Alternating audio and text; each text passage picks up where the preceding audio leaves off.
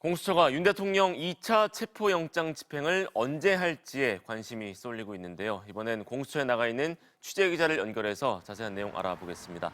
구나연 기자, 그곳 분위기 어떻습니까?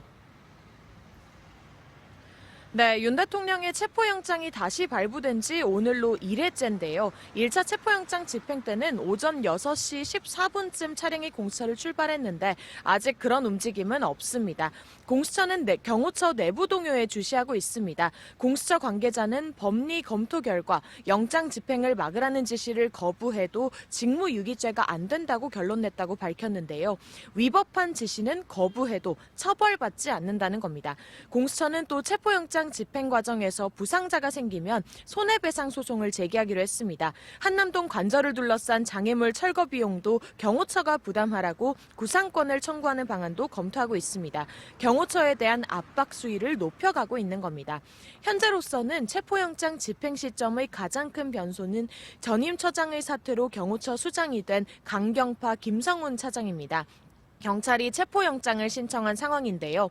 김 차장에 대한 체포영장이 발부되면 윤 대통령 2차 체포 시도 때 김 차장 체포를 우선 시도할 가능성이 높습니다. 경호처가 막아설 명분도 없고 방어가 뚫리면 곧바로 윤 대통령 체포도 할 수 있습니다. 따라서 김 차장에 대한 영장 발부 상황을 지켜보고 체포영장 집행 시점을 정할 거라는 관측이 많습니다. 경호처 간부회의에서 중화기 무장까지 거론했다는 내부 증언도 나온 만큼 공수처는 이 부분에 대한 대비도 고심할 것으로 보입니다.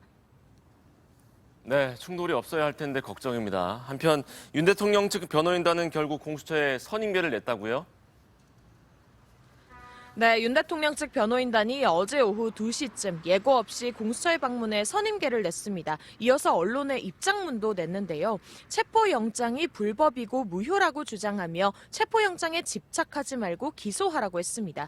법원이 두 차례 체포영장 청구를 모두 받아들였고 이의 신청도 기각했는데 억지 주장을 반복하는 겁니다.